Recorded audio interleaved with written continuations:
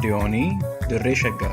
raadiyoonii Dirree Shaggar. raadiyoonii Dirree Shaggar.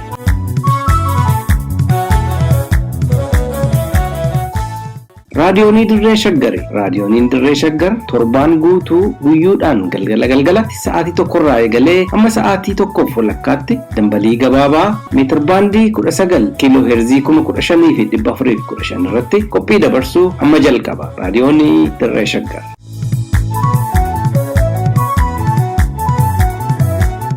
Nooruu akkam jirtan kabajamtoota dhaggeeffattoota raadiyoonii Dirree Shaggar. Qophii keenya idilee har'aa sanbata galgalaa qabannee dhiyaanneerra. Har'a guyyaan akka lakkoofsa Habashaatti hagayya 8/2013. Turtii har'a isin waliin taasisnuun jalqaba irratti oduu isin biraan geenye ittaansuudhaan qophii keenya idilee har'aa nadhii aadaa isin biraan geenya. Qophii keenya nadhii aadaa keessatti kan isin biraan geenyu waa'ee geerrarsaati. Geerrarsigaa ilmi namaa kamiyyuu miira isaa kan ittiin ibsatu aadaa Oromoo keessatti baay'ee beekamaa fi jaalatamaadha. Isas kan isin biraan geenyu ta'a. Egaa qophicha qopheechuu fi oduus isinitti himuudhaan kan isin biraan ga'u ani Gurmeechaa Gammachuuti. Haga xumuraatti waliin turaan isin affeera.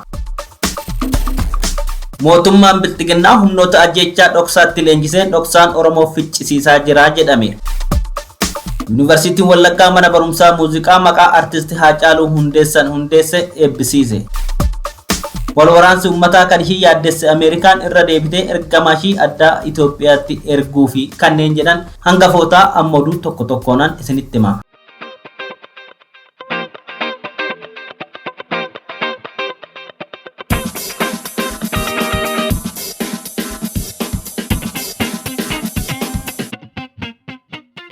Sirni Bilxiginnaa hayyoota qabsaa'ota qeerroo fi qarree sabboonummaa Oromoo qabanii fi sirna mootummichaa morman ukkaamsisee ajjeesuu fi humnoota dhoksaadhaan leenjise magaalota Oromiyaa hunda keessa facaasee akka jiru himame. Maddeen raadiyoonii Dirree Shaggar dhimmicha keessa beekan akka jedhanitti humnoonni hojii ajjeechaa suukaneessaa ta'e irratti bobba'an kunniin leenjii basaasummaa waliin dabaluun kanneen fira yookiin hiriyaa fakkaatanii namootatti dhiyaatanidha. Abiyyi Ahmed erga aangoo qabatee asitti godinaalee Oromiyaa garaagaraa keessatti badii tokko malee namoota nagaa Oromummaa fi sabboonummaa isaaniif qofa ajjeesuu fi hidhuudhaan waggoota lakkoofsisuu kan dheere maddi keenya kun Haacaaluu Hundeessaa dabalatee namoota bebbeekamoo dhoksaadhaan ajjeesisuu isaa dubbatu. Sirni naasuu namummaa hin qabne kun torban tokko dura Misirroo Gammadaa Moosisaa gaa'ela godhatee guyyaa lama osoo hin bulin magaalaa Naqamtee keessaa butanii ajjeesuudhaan reeffasaa qarqara lagaatti gatuun isaanii kan yaadatamu yoo ta'u, dargaggoo jireenyaa guutuu jedhamus achuma magaalaa Naqamtee keessaa hagayya 5/2013 waraana Bilxiginnaatiin butamuun dhoksaan erga ajjeefamee booda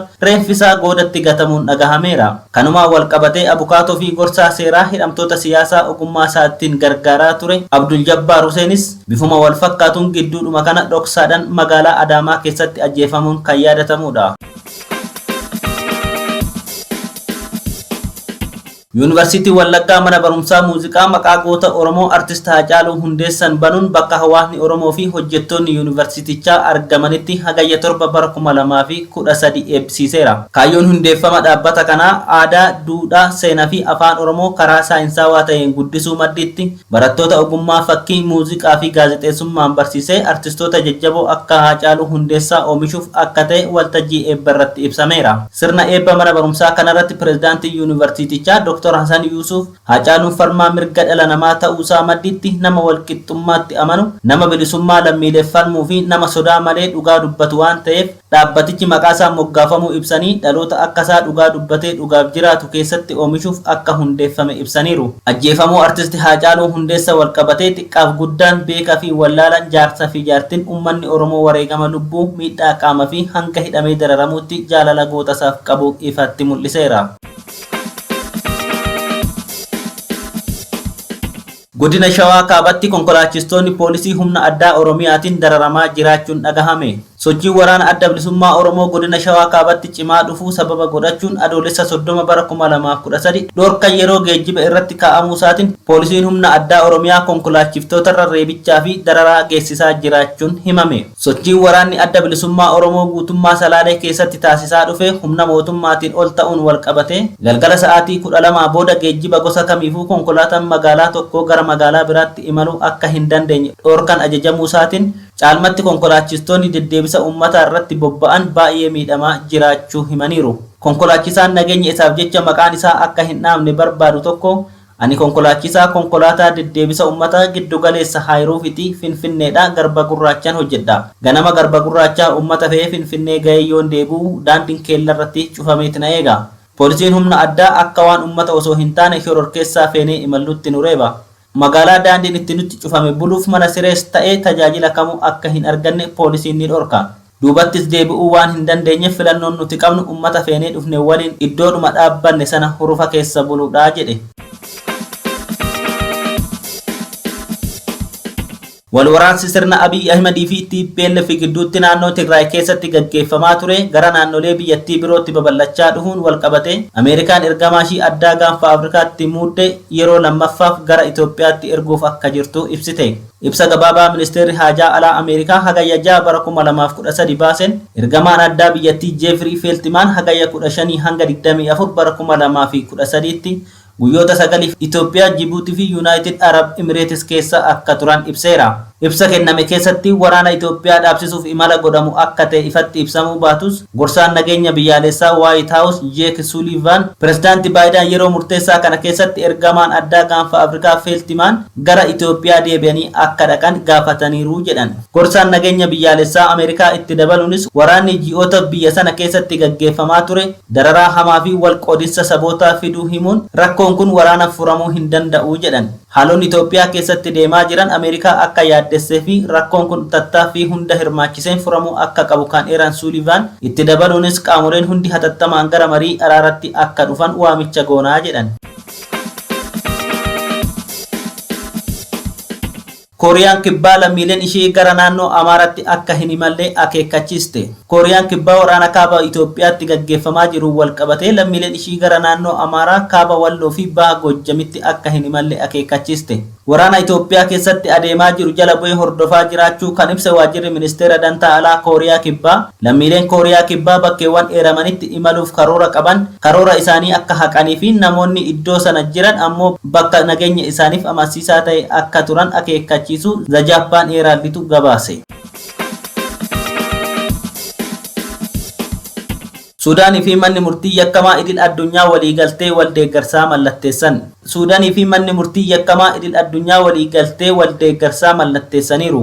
Waliigalteen kunis pirezidaantii duraanii biyyattii Umar al-Bashir yakkoota Daarfuritti raawwatee fi yakkoota ittiin himatameen dhaddacha irratti akka dhiyaatu taasisuuf tarkaanfii jalqabaatii jedhameera. Waraanni Daarfur seenaa Suudaan keessatti bara gurraacha jechuun kan dubbatan abbaan alangaa olaanaa mana murtii yakkamaa idil addunyaa Karim Khan galmee himannaa cimaa qindeeffachuudhaan ragaalee walitti qabachuuf akka tolu Suudaanitti waajjira banuuf qophiirra jiraachuu Suudaan Tribune gabaaseera. Abbaan alangaa olaanaa mana murtii yakkamaa idil addunyaa Karim Khan dhimma namoota ajajni hidhaa irratti ba'e dabalatee mootummaa ce'umsaa Suudaan wajjin waliigaltee mallatteessus dubbataniiru. Mana murtii yakkamaa idil addunyaatti yakkoota 5 himatamanii waggaa 3 dura aangorraa bu'uun mana hidhaatti kan darbataman Umar al-Bashirii fi waayillan isaanii mana murtichaarraa ajajni hidhaa si'a 2 itti baheera. Ministeerri dantaa alaa Suudaan Maariyaam al-Mahadii tibbana biyyi isaanii pirezidaantii duraanii Suudaan Umar al-Bashir dabalatee qondaalota yeroo sanaa mana murtii yakkamaa idil addunyaatti dabarsitee akka kennitu dubbachuu gabaasuun keenya ni yaadatama. Egaa kabajamtoota dhaggeeffattoota keenyaa oduun ammaaf qabanne kanuma qophiin adii aadaa wajjin turtii gaarii.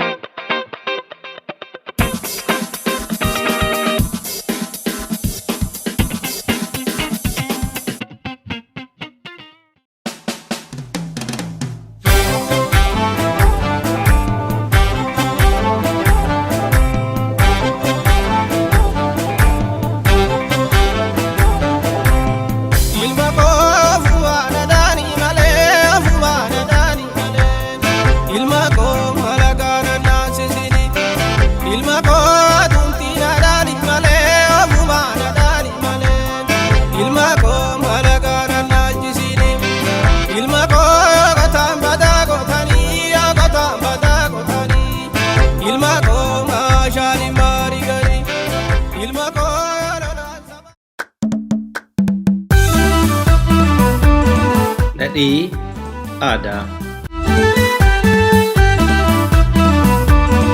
Qophii nadhii aadaa jedhu kanaan dilbii aadaa Oromoon qabu kan qoratamee himamee fi barreeffamee hin dhumne keessaa irraa qicannee cuunfaa xiqqoo xiqqoo isiniif dhiyeessina.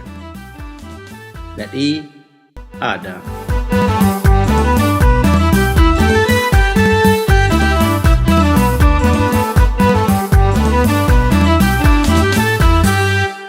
Geerar naan jedhu geerarii maal na gorsu anaa garaan hin obsu yaa ijoollee biyya keenyaa yaa ijoollee Oromiyaa jedhinaan jettaniiree booddee waan jettaniiree. Harka fuunee kabajamtoota dhaggeeffattoota raadiyoonii Dirree Shaggar akkuma baratame torbanitti al tokko sa'aatii kanatti kan isiniif dhiyaatu qophii idilee keenya nadhii aadaati. Haga xumuraatti mijuusaa unachaa nu waliin tura. Qopheechee kan isin biraan ga'u ani Gurmeechaa Gammachuuti. Gulaalaan Duubee Wayyeechati.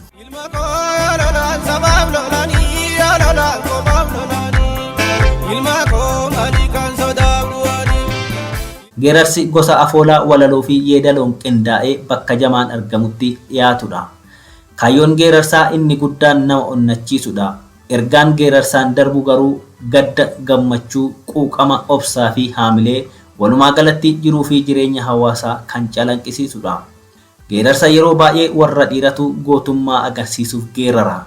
Geerarsa keessatti warqee kun wal jajuun, wal faarsuun, wal jajjabeessuun illee ni jira. Irra caalaa garuu Oromoon geerarsaan goota isaa faarfata, ittiinis dhaadata.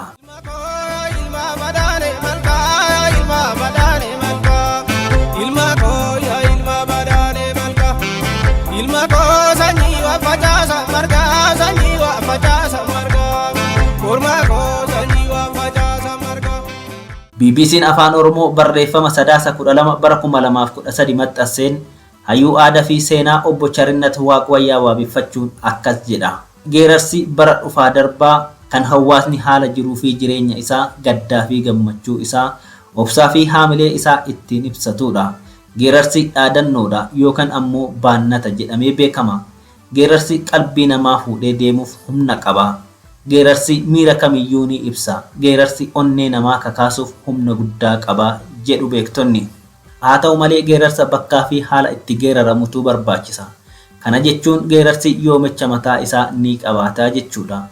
Gaafa adamoo deemanii ajjeesanii galan, yoo diina biyyarraa deebisan, hayyummaan, arjummaan fi gootummaan yoo biyyaaf waa guddaa tokko godhanii maqaa ofii, kan abbaa ofii, kan gosaa fi biyya ofii mirga gaariin ol kaasan ni geeraru. Kan qotee dilbii gumbii guutee, kan loon raasaa geechee tiksee bara looniif hammaataa ta'e jala dabarsee, kan rakkina biyya isaarraa qolee, kan gugsii fardaatiin injifate ni geerara. Lafa cidhaa fi daboottis hiriyaa ofii waliin wal ta'anii geeraruun aadaadha.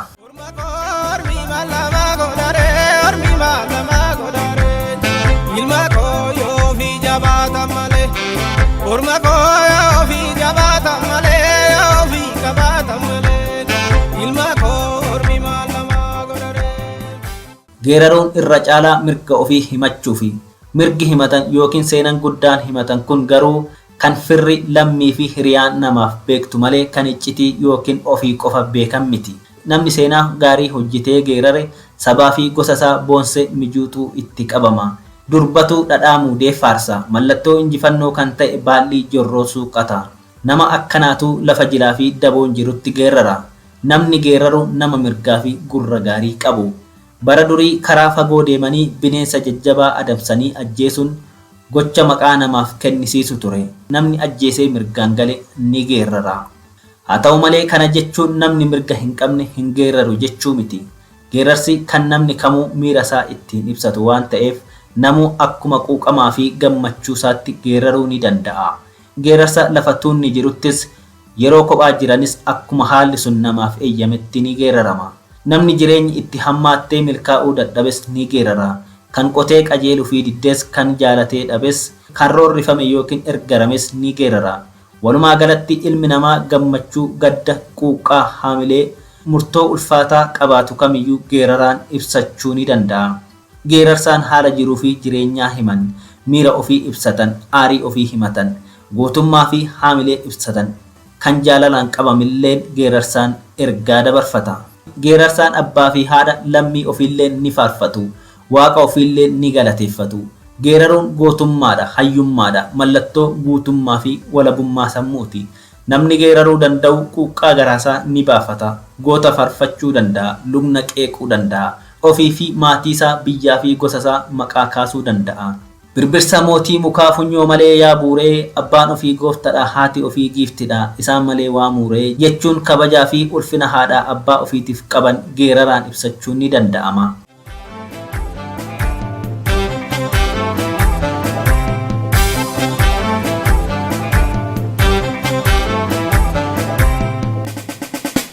Geerarsa mirgaa fi dhugaa jirutu himama.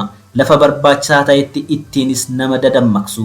Geerarsi humna guddaa qaba. Gosoota afoolaa jiran keessaa kan akka malee miira namaa qabuu danda'u, ergaa jabaa fi seenaa darbilleen akkuma salphaatti kan himuu danda'udha. Geerarsaan safuu fi ulfina akkasumas barbaachisummaa midhaanii fi bakkaloon aadaa keessatti qabanis ittiin dhugaan isaanii ni dubbatama. Geerarsi kutaalee Oromiyaa hundaa bifa garagaraatiinis ta'u hinuma jira. Oromoon hunduu lafa jirutti waan garaa qabu inuma ittiin baafata. Keessumaa baay'inaan kan akka malee beekamuu fi itti dhimma bahamaa jiru dhiha Oromiyaa Macha giddugaleecha Oromiyaa Tuulamaa fi Ilmaa Sikkoo fi Mandoo Arsicha biratti. Geerarsi gosa lamatu jira. Innis geerarsa qondaalaa fi geerarsa gurgudduu jedhama. Geerarsi qondaalaa kan qondaalaan geeraramudha. Qondaalli nama duulee diina ofii ajjeese kan mirgaan yookiin faachan galee yookiin kan bineensa bosona keessa jiraatan kan akka leencaa, gafarsa, arba, qeerransaa fi kan kana fakkaatan adamsee kan ajjeesedha. Isaan kun hawaasa keessa jiraatan biratti kabajaa fi ulfina qabu. Yeroo sirna yookiin cidha tokko irratti sirbamu yookaan geerarsi yeroo ga'u isaantu dura geerara. Tartiiba mirga isaan ajjeesanii qabanii fi hawaasa sana biratti beekamaniin wal duraa duuban geeraru. Yeroo geeraramu dura waaqa uumaa dachee hunda baattu midhaan, loon yookiin saawwanii fi booka yookiin daadhitu faarfama.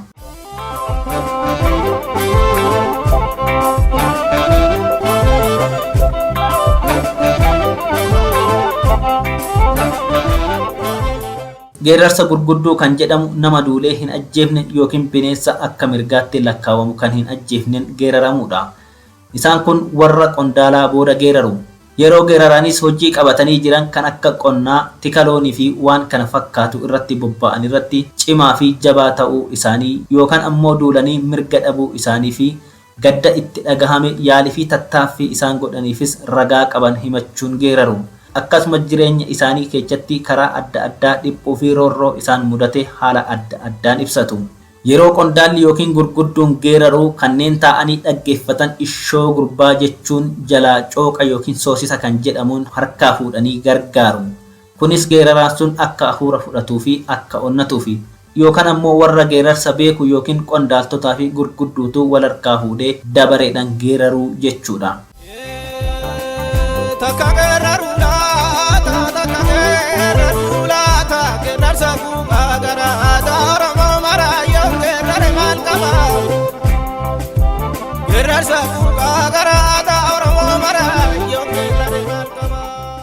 Geerarsi dhaadannoo namoonni dhaadatan akeeka jiruu fi jireenyaaf qaban kan ittiin agarsiisan, gootummaa hojii isaan irratti qaban kan ittiin beeksifatan, hawwii fuulduraa kan ittiin ibsatanii fi malleen ittiin cookkatanidha.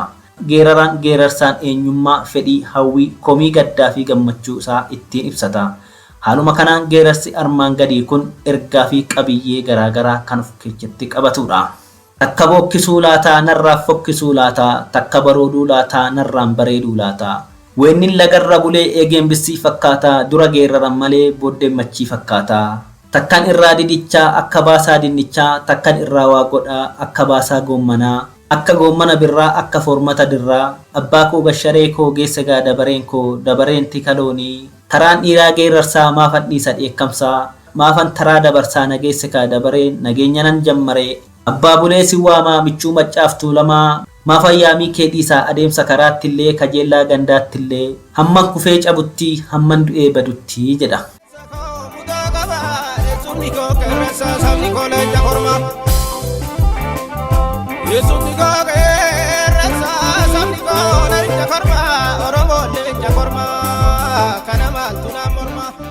Geerarsi baattoo miira ilma dhiirati. Geerarsa kan beekutu geerara.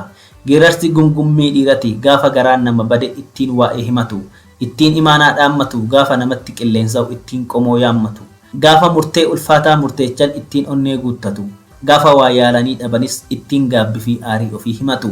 Yoo waa balleechanillee ittiin waaqaaf lafa haadha fi abbaa of kaltii gaafatu. geerarsi waa hunda nama beekutu geerara nama onnee dhiirummaa garaa qabutu geerara malee halbaaqechi kan garaasaa qofaaf jiraatu hin geeraru.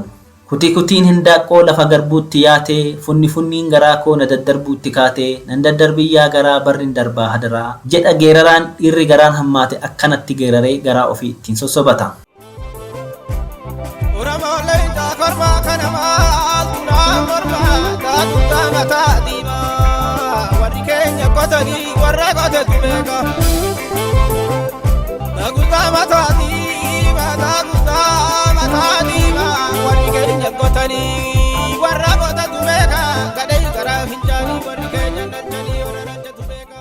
Geerarsaan dhaloota dhufuuf seenaaf imaanaa dhaammatu abbaan waan ofii garaa isa nyaatte kan guutuu fi diddee humni isaa hanqate geeraraan imaanaa ilma isaatiif kaa'a.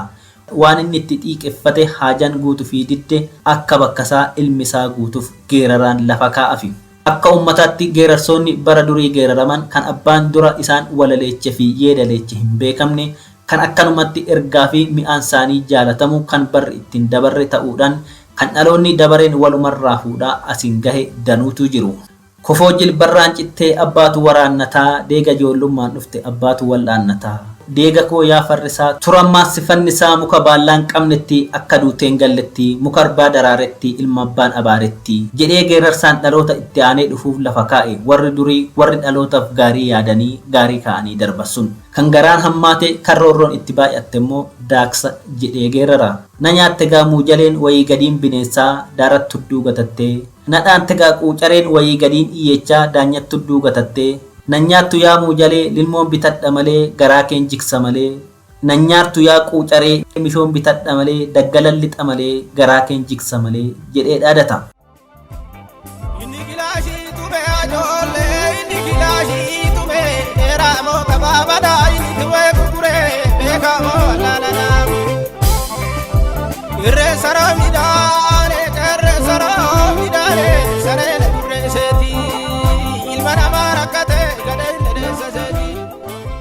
Egaa kabajamtoota dhaggeeffattoota keenya geeraraa hin dhabinaa geerarsa wallaalinaa qeyyeen keechan qeyyee geeraraa haa ta'u jechaa sagantaa keenya har'aa kanumaan kattamna haga torbanitti lafa nagaa tura.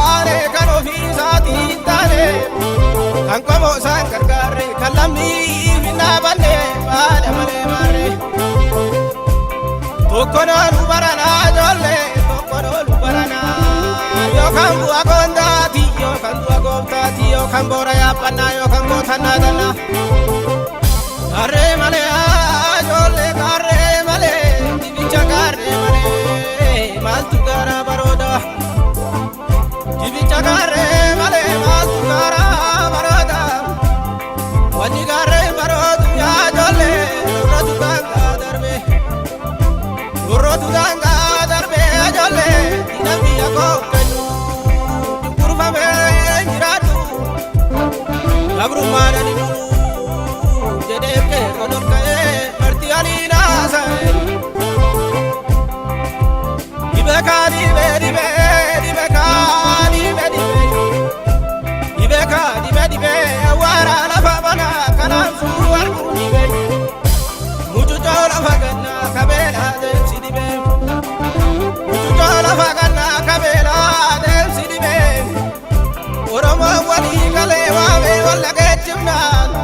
walta'ee waliin taana halagaa malli dhibee diina jireenyi dhibee halagaa malli dhibee diina jireenyi dhibee saamtuu saamichi dhibee saamtuu saamichi dhibee kashi malli kaadabee ajoollee kashi malli kaadabee aroore sanabdaddu kan boorri koona didee dhigantuu namanu kan boorri kaana didee kan boorri kaana didee dhigantuu namanu jedhee shakkana turullee jedhee shakkaa turullee boora koosi gurguree bittuu shakkoo bitadhee ittuu shakkoo bitadhee ajoollee ittuu shakkoo bitadhee irra taa'ee dhaadhadhee maala baashii wakkadha maala baashii wakkadha ajoollee maala baashii wakkadha waraab bariidee gannee dachee gootaan dhaqannee waraab bariidee gannee dachee gootaan dhaqannee biyya seesaa sin dhaqnee galeetti sin hirkannee qabsaa durii fammaa galli salmaan oromoo guddaa gaachana sabaa galli salmaan oromoo guddaa gaachana sabaa oromoon suma qabaa sabni koo suma qabaa lammiin koo suma qabaa qomoon koo suma qabaa qomoon koo suma qabaa.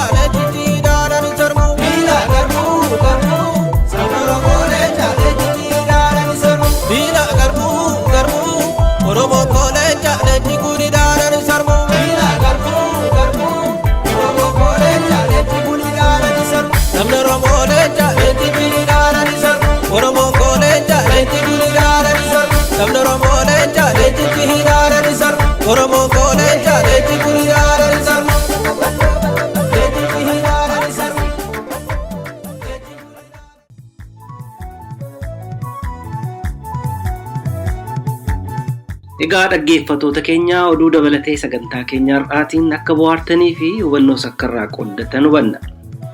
Sagantaa nadhii aadaa torbaan dhufu sa'aatii wal fakkaatu irratti isiniif dhiyeessinu irratti akka dhiyaattaniif asumaan isin affeeraa.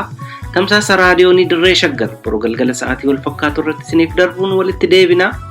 Turtii gaarii qabaadhaa.